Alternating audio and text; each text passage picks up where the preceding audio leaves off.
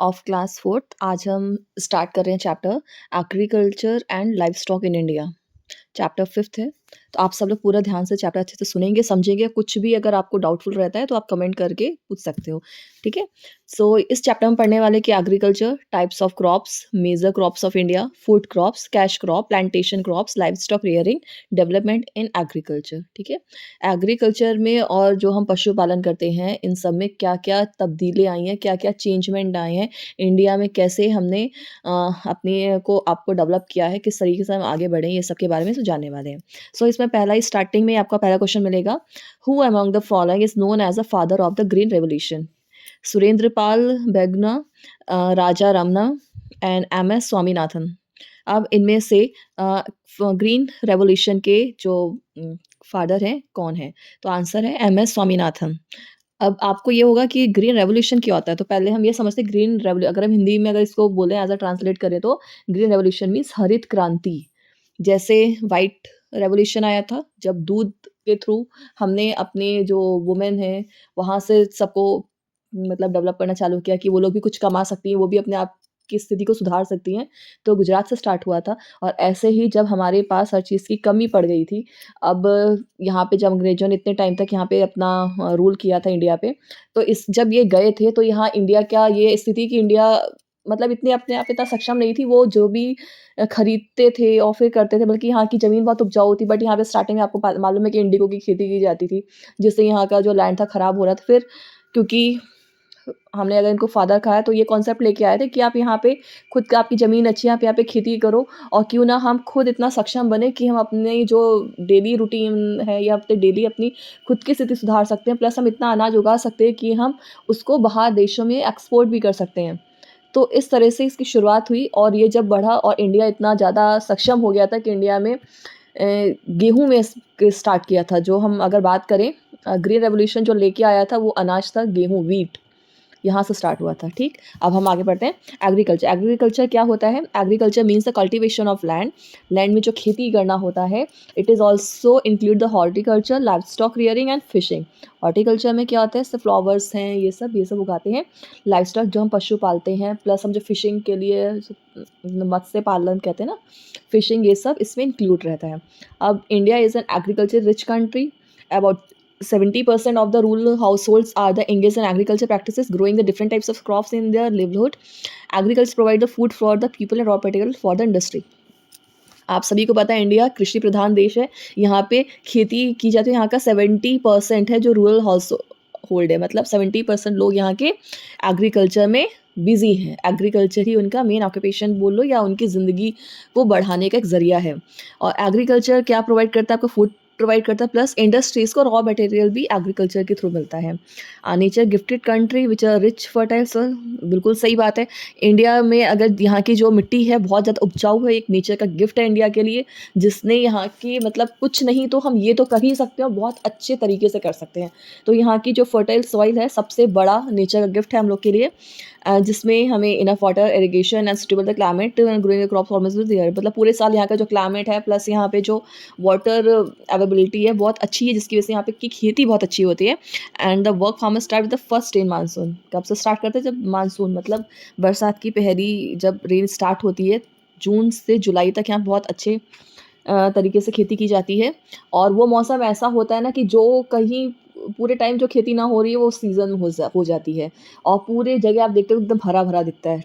And the over the 6 decades, इतने सालों से यहाँ पे मतलब से बहुत अच्छे यहाँ पे प्रोग्रेस होती जा रही है और बहुत अच्छे लंबे समय से प्रोग्रेस हो रही है, बहुत अच्छा यहाँ का प्रोडक्शन आगे बढ़ता जा रहा है। And total production of crops यहाँ अगर हम 600 साल पहले से और अभी तक की अगर हम बात करें तो बहुत अच्छा डेवलप हुआ है, बहुत अच्छा इंक्रीमेंट बोल सकते हैं। मतलब हमारी अगर पॉपुलेशन में भी अगर हुआ वो तो हुआ ही, जाहिर सी बात है, लेकिन उसके लिए हमारे जितना खाने की जितने क्रॉप्स की ज़रूरत थी वो हमने सब इससे पूरी करी है। तो यहाँ की खेती बहुत अच्छे डेवलप तरीके से आगे बढ़ी है। और फिर हम बात करते हैं कि अब खेती भी किस किस तरह की, यहाँ पे हम जो क्रॉप्स उगाते हैं किस तरीके के, तो ये यहाँ पे मेनली हम अगर बात करें तो 2 टाइप्स की क्रॉप्स सबसे ज़्यादा यहाँ पॉपुलर है। इसके बाद फिर कैश क्रॉप हो गई या प्लांटेशन, वो नेक्स्ट है। पहले यहाँ पे जो हम खरीफ और रबी क्रॉप, फिर आती है आपकी कैश क्रॉप या हम उसको बोलते हैं प्लांटेशन क्रॉप्स। खरीफ एंड रबी ये क्या है? 2 एग्रीकल्चर सीजन है। ये वो खेती है जो अलग अलग मौसम में होने वाली खेती होती है। People eat food crops as a food crop है, खाने के लिए उगाई जाती है। And the food crops which growing during the kharif season, food crop कब है? खरीफ सीजन में जो उगाई जाती है उसको हम बोलते हैं खरीफ क्रॉप। द खरीफ सेविंग्स कब से स्टार्ट होता है? अप्रैल से एंड कंटिन्यू चलता है जुलाई के लास्ट तक। सो अप्रैल से और जुलाई तक जाने उगने वाले जो भी फसल होती है वो पूरी जो क्रॉप को हम क्या बोलते हैं? खरीफ क्रॉप्स। ओके, देन इसमें एग्जाम्पल की बात करें तो आप rice, millets, sugarcane and these are the crop harvest in winter, जिनकी कटाई, हार्वेस्ट मीन्स कटाई कब की जाती है? विंटर में। And the crops which grow during the rabi season. अब नेक्स्ट आया, एक था खरीफ, ये खरीफ कब से था? अप्रैल से जुलाई तक। अब आया रबी सीजन। रबी सीजन में क्या है? रबी क्रॉप्स, रबी सीजन अक्टूबर से कंटिन्यू होती है फरवरी तक। अक्टूबर से स्टार्ट करते हैं और फरवरी के लास्ट तक ये तैयार हो जाती है फसल और इसकी हार्वेस्टिंग की जाती है। And the rabi crops are the wheat, barley, gram, pulses, mustard and these crops are harvested in summer. गर्मियों में इनकी कटाई होती है। इसमें गेहूँ है, जितनी भी दालें हैं, और प्लस मस्टर्ड जिसको हम सरसों बोलते हैं। बहुत गांव में अक्सर लाही बोला जाता है और वैसे कॉमन भाषा में हम इसको सरसों बोलते हैं। प्लांटेशन और कैश क्रॉप। अब प्लांटेशन या फिर कैश क्रॉप मतलब वो खेती जिससे हमें अच्छा खासा पैसा मिलता है। अगर हम इसका वर्ड टू वर्ड जाए तो पैसा मिलता है। पैसा तो सबसे मिलता है, बट ये हम इसको डायरेक्ट हम खा नहीं सकते। ये खेती हम इसलिए की जाती है, ये एक तरह से रॉ मटेरियल है, इसको इंडस्ट्री में दिया जाता है, वहाँ से मतलब अलग अलग स्टेप वाइज इसमें पैसा कमाते हैं। जैसे इसमें आया, ये कब होता है? Over a period of a year for planting the tree और बशेस, जैसे tea, coffee, rubber, banana are the plantation और द कैश क्रॉप। ये वो है जो क्या करती हैं? आपको कैश देती हैं। नाम से ये कैश क्रॉप मतलब वो खेती जिससे हम पैसा अच्छा खासा कमाते हैं। फिर आया मेजर क्रॉप्स ऑफ इंडिया। सबसे ज़्यादा इंपॉर्टेंट जो हो रही है मतलब है मेजर में से, कुछ बहुत सारी होती है लेकिन जो मेजर हैं वो कौन सी हैं? India has a diversity in a climate and soil, therefore variety of crops are cultivated in the country. क्योंकि इंडिया में जैसे अलग अलग रिलीजन के लोग एक साथ रहते हैं ना, कहते हैं diversity in unity in diversity, मतलब एक साथ रहते हैं लेकिन अलग अलग धर्म जाति के लोग रहते हैं लेकिन सब प्यार से साथ में रहते हैं। ऐसे ही इस इंडिया का मिट्टी में भी वही है। आप साउथ में चले जाओ आपको अलग मिट्टी मिलेगी, ईस्ट में जाओ वहाँ की मिट्टी अलग है, आप नॉर्थ में जाओगे वहाँ का मिट्टी अलग है। तो ये हर एक जगह का हर एक उसका मिट्टी अलग, मतलब मिट्टी में भी यहाँ के सॉइल में भी बहुत सारी वैरायटीज़ हैं। और सॉइल की वैरायटी के साथ यहाँ के मौसम में भी काफ़ी आपको वेरिएशंस मिलेंगे। कहीं पे बहुत एक्सट्रीम ठंडा है, कहीं पे एक्सट्रीम हॉट है, कहीं का मॉडरेट टेम्परेचर है, और या कहीं पे बहुत ही रेन है। तो इस तरह के अलग अलग, केवल यहाँ पे लोगों में वैरायटी नहीं है, केवल यहाँ के धर्मों में वैरायटी नहीं है, यहाँ की मिट्टी में भी वैरायटी है, यहाँ के मौसम में भी वैरायटी है। ठीक, तो वैसे फूड क्रॉप्स की बात करें तो food crop provide as a food we eat. Food crop जिससे हम खाने के लिए उगाते हैं, जैसे चावल हो गया, गेहूँ हो गया, बाजरा हो गया, ठीक है, सॉरी ये मक्का वगैरह होते हैं, पल्सेस होते हैं। ये सब किस में आते हैं? आपके फूड क्रॉप्स में। तो इंडिया में सब राइस की तरह, rice is the most important food crop of India. It is a staple food. ये क्या है? यहाँ का स्टैपल फूड है, मतलब जो हम रेगुलर डाइट में इस्तेमाल करते हैं वो खाना क्या होता है? हमारा स्टैपल फूड होता है। Of the people living in the eastern on the south parts of India, कहाँ पे? राइस सबसे ज़्यादा ईस्ट और साउथ में यहाँ का स्टैपल फूड है। India rank the second in the production of rice. India कौन से नंबर पे है? सेकंड। इसको बिल्कुल भूलिएगा नहीं, बहुत इंपॉर्टेंट है। इंडिया किस नंबर पे आता है राइस प्रोडक्शन में? सेकंड नंबर पे। ओवर 4000 या varieties of the rice are grown in India. 4000 से भी ज़्यादा वैरायटी इंडिया में उगाई जाती है राइस की। मतलब राइस केवल आपका बासमती राइस या शरबती राइस नहीं है, आप इसमें हमको वैरायटी में अगर घुसते हैं तो यहाँ पे 4000 से ज़्यादा वैरायटी है चावल की। ठीक है, और it grows in a field full of water. जब भी इसको लगाया, आपने देखा धान की खेती होती है, पूरे खेत को पानी से भरा रहता है ना। अगर पानी कम होता है तो इरिगेशन के थ्रू या किसी के थ्रू उसमें पानी उसको भरते हैं।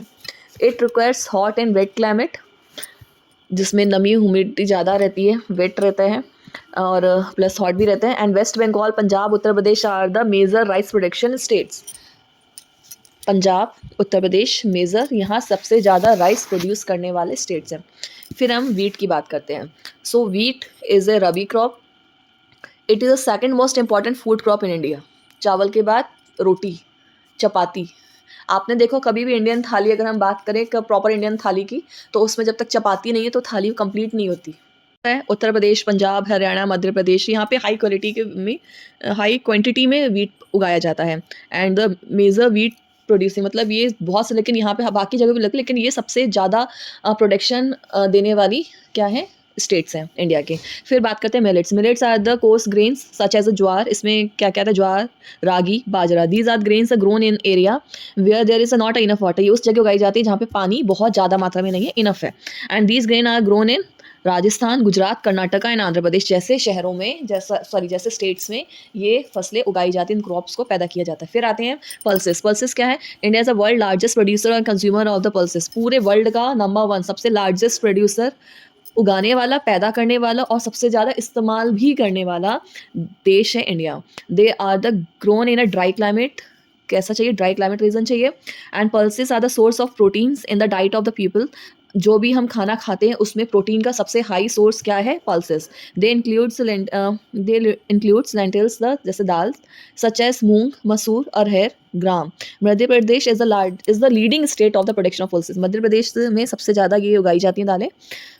फिर हम बात करते हैं कैश क्रॉप की। कैश क्रॉप में क्या है, विच कैन अर्न मनी। वो खेती जो मैंने आपको पहले बताया था, वो खेती जिससे हम पैसा कमाते हैं उसको हम क्या बोलते हैं, cash crop. Particularly foreign exchange are known as a cash crop. ये वो खेती है जो हम विदेशों में भी बेचते हैं, मतलब एक्सपोर्ट करते हैं, वहाँ से हमें एक अच्छी खासी सा हमें पैसे मिलते हैं, ठीक है।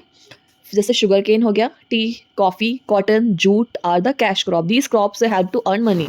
ये वो खेती है जो पैसा अर्न करने में, मनी को अर्न करने में हेल्पफुल है। शुगर केन की बात करें तो India is a leading producer sugar cane. India state of Uttar Pradesh, Maharashtra, Karnataka में सबसे ज़्यादा प्रोडक्शन होता है शुगर केन का। शुगर केन एक क्या है, रॉ मटेरियल है जिससे हम शुगर और जैगरी, जिसको हम गुड़ बोलते हैं, ये बनाया जाता है। ये शुगर केन से ही बनता है, आप सभी को पता है। फिर आता है T. T is the popular drink India. India में ही सबसे ज़्यादा पैदा होती है, इंडिया के ही लोग सबसे ज़्यादा इसको पीते हैं। India is the world largest producer of tea. It is grow well in a hot and wet climate. Hot and wet climate में पैदा होती है। It grown in mountains, hill slopes of Assam, West Bengal, Tripura. मतलब हिल स्लोप, जो ढलान होते हैं, जो हिल्स का जो आपने स्लोप देखा होगा, उसमें ये उगाई जाती है। फिर आती है coffee. Coffee is the second most popular drink of India. India का सबसे सेकंड यहाँ का है, पहला आता है टी, सेकंड आता है coffee. India export coffee, India export भी करती है। It grown in a south Indian state, south India जैसे कर्नाटका, केरला, तमिलनाडु, या ये भी हिल स्लोप्स में उगाई जाती हैं। Suitable for the coffee plantation. Coffee is a producer large scale in the Nilgiri mountain range. जो नीलगिरी माउंटेन रेंज है, वहाँ पे सबसे ज़्यादा कॉफ़ी उगाई जाती है। फिर cotton. Cotton is a fibre crop. It use to make the cloth. इससे क्लोथ बनते हैं। सबसे ज़्यादा ये कहाँ पे होता है, यहाँ का जहाँ की मिट्टी काली होती है, ब्लैक सॉइल में सबसे ज़्यादा पैदा की जाती है कॉटन, जैसे पंजाब, गुजरात, मध्य प्रदेश, आंध्र प्रदेश, कर्नाटक एंड महाराष्ट्र। फिर नेक्स्ट आता है जूट। जूट फाइबर क्रॉप, ये भी फाइबर क्रॉप है और इससे भी काफ़ी, it's a most important cash crop, क्योंकि मतलब प्रॉपर्ली अगर बात करें तो गोल्डन फाइबर इसको बोलते हैं। और because of its colour, it jute grow well in hot and wet climate, जैसे वेस्ट बंगाल हो गया, बिहार हो गया, उड़ीसा हो गया, ये इसके मेजर स्टेट्स है जहाँ पे ये पैदा की जाती है, ठीक है। अब इससे क्या क्या बनता है, रोप्स, रस्सियाँ बनाई जाती हैं। आपने देखा होगा ना, ग्रेन बैग्स होते हैं, जूट के बैग होते हैं, बोरियाँ होती हैं। जैसे हम नॉर्मल बात करें तो गेहूँ और चावल इस बोरियों में भरा जाता है, वो जूट की बोरी होती है ना। तो ये जो जूट का इस्तेमाल रोप और बैग्स और कारपेट बनाने में किया जाता है, जो जूट से बनते हैं। फिर आता है प्लांटेशन क्रॉप। प्लांटेशन क्रॉप में क्या आया, रबड़, spices, rubber spices, and rubber plantation crop is a producer for the latex sap. It's extract from the trunks of the tree. ये जो रबर प्लांट होता है उसका जो स्टेम तना होता है, उसमें साइड में हल्का सा कट लगाते हैं, वहाँ पे कुछ बाउल्स टाइप वहाँ पे लटका देते हैं लोग, और उसमें धीरे धीरे उसका जो मिल्क होता है प्लांट का इकट्ठा होता है, उसी से रबड़ बनती है। और रबर प्लांटेड स्टेट सबसे ज़्यादा जहाँ पे प्लांट किया जाता है कौन सी है, Kerala, Karnataka and Tamil Nadu. Rubber is the use to make किस किस के लिए, टायर, मैट्रेस एंड फुटवेयर में सबका यूज़ होता है। फिर आए स्पाइसेस, मतलब मसाले, मसालों। अगर इंडिया में रह के हम मसालों की बात ना करें तो इंडिया का खाना पूरा नहीं होता, क्योंकि इंडिया में खाने में सब स्पाइसी मसाले होते हैं। इंडियन की जो एक टेस्ट है ना, वो इस मसालों की वजह से बहुत सुपर्ब है और वर्ल्ड फेमस है। अब इसमें क्या क्या आते हैं, ginger, cinnamon, chillies, cloves, cardamom, other spices grown in the India in the state of Kerala and Karnataka, सबसे ज़्यादा यहाँ मिलते हैं। फिर नेक्स्ट आता है लाइव स्टॉक रेयरिंग, जिसमें हम पशुपालन की बात करते हैं।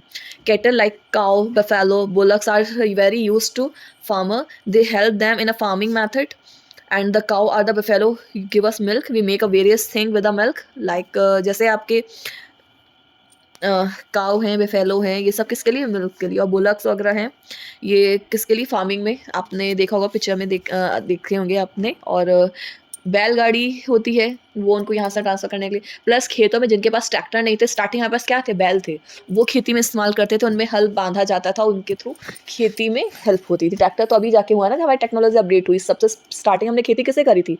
इंसान ने खुद करी थी। फिर जब उन्होंने जानवर पालना चालू किया तो हेल्प लिया उन्होंने, जो बैल होते हैं, ऑक्स, और उसके थ्रू उन्होंने अपनी खेती को बहुत ज़्यादा बहुत अच्छा किया। फिर जिसको हम मिल्क के लिए पाल रहे हैं, वो क्या है? काऊ बफेलो, उसमें सबसे ज़्यादा मिल्क होता है। फिर ये किससे मिल्क के प्रोडक्ट बनाते हैं? Curd, cheese, butter, ghee, ice cream. फिर bullocks are also used plough and feed, जैसे बता ही चुकी हूँ, and they also used to draw out of water from the well. Starting अभी आपने देखा सबमर्सिबल है, कोई भी वेल का मतलब खोदना, ये करना है, फटाक से निकल गया। लेकिन पहले ऐसा नहीं था। पहले ये सब पानी निकालने के लिए, गुड़ कहते हैं ना, ये पेरने के लिए जो अक्सर बड़े-बड़े वो बनाए जाते हैं, तो उसमें इनका यूज़ किया जाता था, बुllocks का, to carry the harvest of crop in the market for the sale, वो करते थे। Plus farmer make the cart and pulled by the bullocks, ठीक है? ये सब का यूज़ करते थे। और plus other animal also useful us, जैसे we get the wool. Wool कहाँ से मिलती है? शीप से। सिल्क, सिल्कवॉर्म से। And we get the eggs from the hen से। मीट कहाँ से मिल रहा है? Animal like goat, hen, fish, इन सब से मीट मिल रहा है। And the skin of some animal is used to make leather. कुछ एनिमल्स है कि स्किन से लेदर, चमड़ा, जिससे पर्स बनते हैं, बेल्ट्स बनते हैं, शूज़ बनते हैं। Some animal also used to carry the loads like elephant, camel, horse, donkey, ये मतलब लोड के लिए हैं, हैवी लोड के लिए, यहाँ से शिफ्ट करने के लिए। फिर इन्हें क्या बोला जाता है? Beast of burden. फिर जैसे mules, yaks use to transfer the people and goods in the hilly region में इनका यूज़ करते हैं।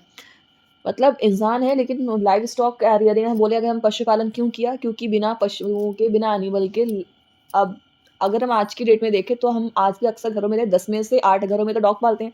क्यों? हमारा गार्ड है। आप अपने घर की सुरक्षा खुद नहीं कर सकते, लेकिन हम डॉग पालते हैं, हमारा गार्ड है, ठीक है? तो इस तरीके काफ़ी चीज़ें पहले भी, आज भी काफ़ी जगह। और स्टार्टिंग में तो कुछ भी नहीं था, कोई इतनी मशीनें नहीं थी, इतना डेवलपमेंट नहीं था, हर जगह जानवरों का ही यूज़ करते। आज भी काफ़ी हद तक जानवरों का, जो भी अभी भी जिनके पास कुछ नहीं है, उनके पास एनिमल्स हैं, उन्हीं से सारा काम करवाते हैं, खेती करते हैं और खुद मतलब वो उनकी हेल्प लेते हैं, ठीक है? फिर डेवलपमेंट ऑफ द एग्रीकल्चर, जैसे एग्रीकल्चर में डेवलपमेंट हुआ। In ancient time farmer used the simple tools like plough, sickle, spade, animal to help the in farming. Irrigation was also done manually, irrigation सिंचाई भी हाथों से खुद से की करते थे। फिर a lot of changes have happened in agriculture sector. बहुत ज़्यादा चेंज हुआ, बहुत बड़े ज़्यादा, मतलब एक पूरा पीरियड काफ़ी लंबे समय के बाद अगर हम अब देखें तो अब government is bringing out of various scheme, बहुत सारी स्कीम्स लेके आई है लोन के थ्रू, जिससे हम कम रेट में, कम उसमें इंटरेस्ट पे अपने अच्छे इक्विपमेंट्स ले खरीद सकते हैं। Cooperative society generally take care these needs of the farmer. जो कोऑपरेटिव अलग कंपनीज हैं वो आती हैं, इसके लिए आगे आती हैं, जो कम पैसों में, कम लोन में किसानों की मदद करती हैं। And in order to educate the farmer, मतलब पहले किसान कैसे होते थे? पढ़े लिखे। अब जित कह रहे हैं आप पढ़ो, मतलब उनको सिखाया जाता है, पढ़ाया जाता है, और पढ़े लिखे किसान बहुत अच्छा एक ट्रेंड लेके आते हैं। एग्रीकल्चर में बहुत अच्छा डेवलपमेंट लेके आते हैं। बहुत ज़्यादा अच्छा पैसा कमा सकते हैं। आज की डेट में बात करें, सबसे पैसा किसके पास है? किसान के पास है। ठीक है? जो लेबर है उनके पास नहीं, जो लेबरगिरी करवा रहे हैं उनके पास। खेती से ही आज सोना, कहते हैं ना, भारत सोने की चिड़िया कहलाता था, आज भी कहलाता है।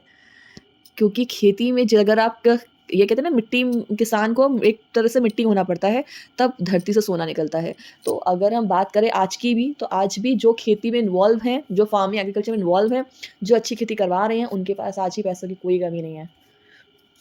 हाँ, इसमें अलग-अलग हमने ये किया, पहले कीड़े खराब कर देते फसल, फिर नई-नई पेस्टिसाइड आई, अलग-अलग वैरायटी ऑफ सीड आए, हाइब्रिड्स वो सीड्स आए। फिर एनिमल की जगह किसने ली? ट्रैक्टर ने ली, जल्दी काम हुआ, हार्वेस्टिंग के लिए बड़ी-बड़ी मशीनें आ गई, जल्दी हार्वेस्ट होने लगा। ईज़ी फ मतलब किसान पहले कितना, मतलब बहुत मुश्किलों भरा था, अब थोड़ा-सा उनका काम ईज़ियर हो गया। फिर all the these changes were brought about the 1960 से 1970 में by the movement which is made in India is a self sufficient food production. 1960 से 1970 के बीच का जो समय था, पीरियड था, उसमें इंडिया इतना ज़्यादा सेल्फ डेवलप अपने आप को किया, जिसकी वजह से इंडिया सेल्फ सफिशिएंट था फूड प्रोडक्शन में। उसको किसी से माँगना नहीं पड़ता था, इम्पोर्ट नहीं करना पड़ता था, बल्कि इंडिया एक्सपोर्ट करने के लिए कैपेबल हो गया था। And this movement is known as a green revolution. इस ये मूवमेंट को हम बोलते हैं ग्रीन रेवोल्यूशन। मतलब स्टार्टिंग जब ये आपको मैंने पूरा बताया, पढ़ाया, ये है ग्रीन रेवोल्यूशन, ठीक है? जब इंडिया खुद की ज़रूरतें पूरी करने के साथ-साथ बाहरी देशों में एक्सपोर्ट करने लगा, इस तो ये आई हरित क्रांति, इसको बोले हमने green revolution. As a result of this our agriculture production has sufficient in food production but we also export the agriculture products. साथ ही साथ हमने इतना डेवलपमेंट ले आए कि हम एग्रीकल्चर करने के प्रोडक्ट्स भी बना के बेचने लगे। सो यहीं पे चैप्टर फिनिश होता है। अब इसके एक्सरसाइज, क्वेश्चन आंसर एक्सरसाइज मैं आपको तो अभी करवा ही रही हूँ साथ ही साथ। और अभी भी आपको कोई डाउट रहता है कि आपको कुछ चीज़ समझ में नहीं आई है या कुछ आपको अभी कोई कंसेप्ट छूट रहा है, तो आप प्लीज़ आप कमेंट करिए। कोई भी कॉन्सेप्ट आप और ज़्यादा डिटेल में चाहते हैं, उसके लिए भी कमेंट करिए और बताइए। और आपको वीडियो समझ में आ भी रहा है कि नहीं आ रहा है यार, कुछ तो मतलब आप स्टूडेंट्स को कुछ तो आप उसमें यस या नो लिखो ना कि हाँ, मुझे समझ में आ रहा है मैम, आप अच्छा करा रहे हो, अच्छा पढ़ा रहे हो, कंफर्टेबल हैं आप पढ़ने के लिए। तो मतलब मुझको कुछ आइडिया तो मिले कि आप लोग समझ भी रहे हो कि नहीं समझ रहे हो। तो इसलिए कुछ हिंट दो मेरे को कि आप कमेंट करके कुछ तो बताइए कि हाँ, आपको ओके हो। तो आपके जो कमेंट्स हैं बहुत ही वैल्यूएबल हैं और बहुत ही सपोर्टिव है मेरे लिए। तो मिलते हैं नेक्स्ट वीडियो में, नेक्स्ट क्लास में, नेक्स्ट वीडियो के साथ, नेक्स्ट कॉन्सेप्ट के क्लियरेंस के साथ। Okay, thank you.